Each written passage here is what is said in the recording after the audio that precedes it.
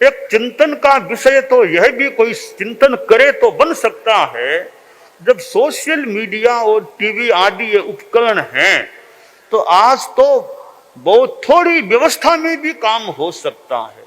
उदाहरण के लिए कि आज ये इतना बड़ा पंडाल है, मर्यादा महोत्सव होता है, हजारों हजारों लोग आने वाले आते हैं, इतनी व्यवस्था, इतना पंडाल बनाओ, ठहराने की व्यवस्था करो, इतना भोजनालय करो, वो करो, कार्यकर्ताओं को जुटाओ, स्वयं सेवक आओ, वो करो, बसों से लाओ करो, यातायात की व्यवस्था करो, कितनी होटलों को बुक करो, कितना कितना यह प्रबंधन का कार्य करना होता है। अभी सूरत को ही देख ले, कुछ दिनों का प्रवास है किंतु अनेक कार्यक्रम, और कार्यक्रमों में सिरमौर कार्यक्रम संभवतः अक्षय तृतीया का कार्यक्रम इस बार के सूरत के प्रवास का। तो कितने लोग आए हैं तपस्वी, कोई उनके साथ उनके संदर्भ में कितने आए होंगे, कितनी व्यवस्थाएं हैं, तो कितना करना होता है।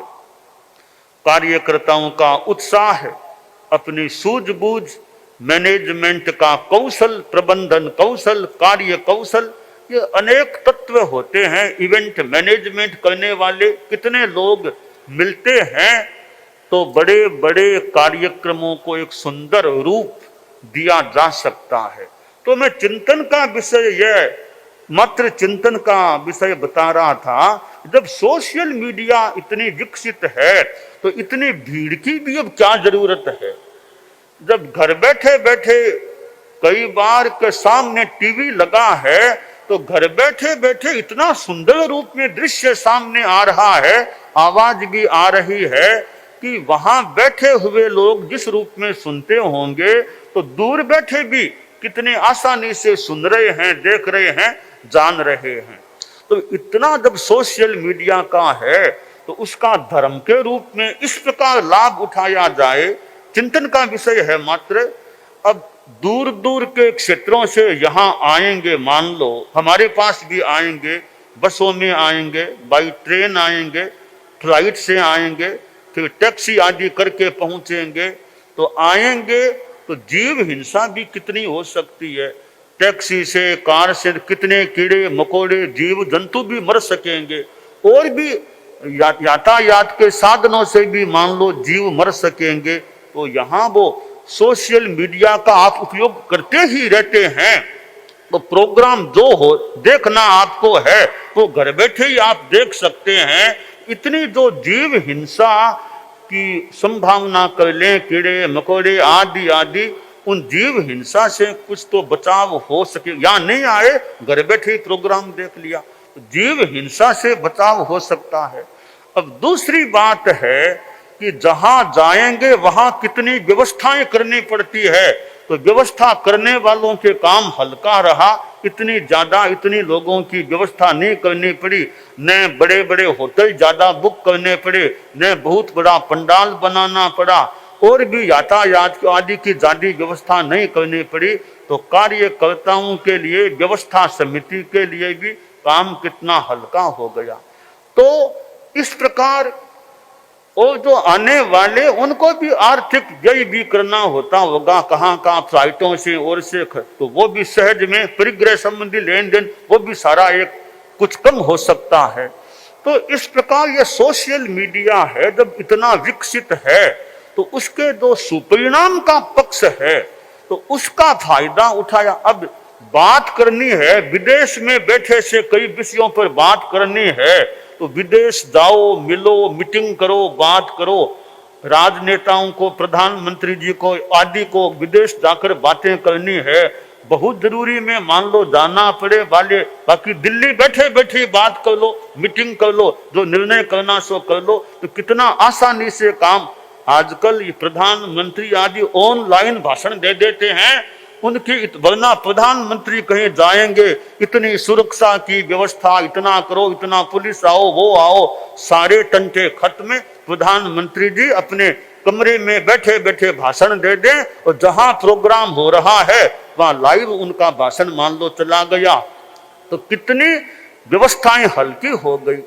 तो इस प्रकार इन वर्षों में जो ये सोशल मीडिया इतना उभरा है, इतना प्रचलित हुआ है, इसका अहिंसा के संदर्भ में और यह दिग्वृत्ति यानी जो यातायात का छठा व्रत है श्रावक का, दिग्वृत्ति उसके रूप में उसको काम में लिया जाए, अहिंसा में काम ले लिया जाए, तो सोशल मीडिया से धर्म और अध्यात्म की साधना में भी कुछ पुष्टिकरण, कुछ सहयोग की प्राप्ति भी हो सकती है।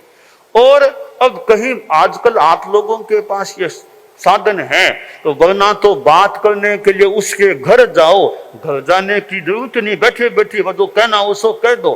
तो कितना सुगम काम सोशल मीडिया के माध्यम से हो गया है।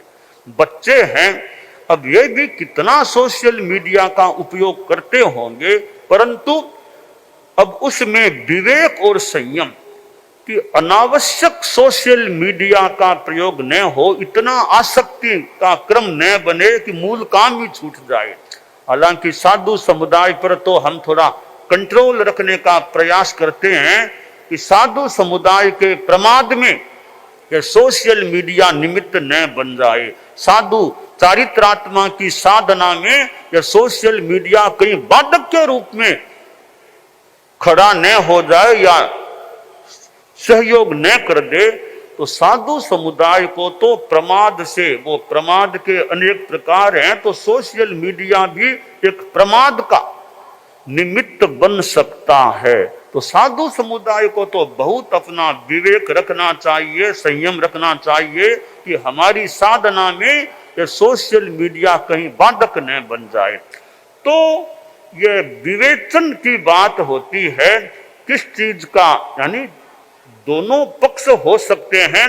एक चीज का प्लस पॉइंट भी हो सकता है तो माइनस पॉइंट भी हो सकता है। प्लस और माइनस ये कंसेप्ट दिमाग में साफ रहे कि कितना उपयोग करना तो अपेक्षित है और कितना अनावश्यक है।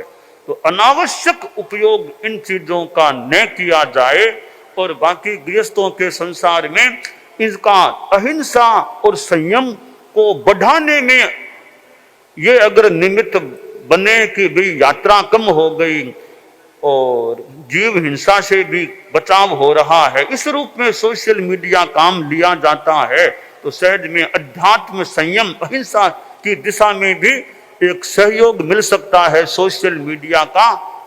और लक्ष्य पूर्वक हिंसा से बचने के लिए, असंयम को घटाने के लिए, दिग्वृत्ति यातायात वृत्ति करने के लिए अगर सोशल मीडिया का उपयोग किया जाए तो यह लाभ का जो पक्ष है वह भी अपने आप में एक विचारणीय बन जाता है।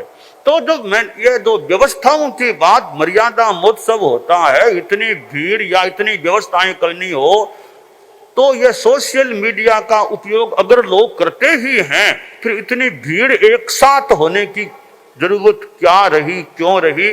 जीव हिंसा भी कम हो जाए, संयम भी हो जाए, तो ये यातायात का इतना समय भी न लगाना पड़े, कितने कितने घंटे यात्रा में लगते हैं, वो समय भी बच सकता है। तो जहां जरूरी है वहां तो साक्षात मिलन भी आवश्यक हो सकता है, उपयोगी हो सकता है। जहां जरूरी नहीं, दूर बैठे काम हो रहा है, तो साक्षात मिलन के लिए इतना समय, श्रम और शक्ति का व्यय क्यों करना चाहिए? ये एक मात्र विचार और चिंतन का विषय प्रस्तुत किया गया है।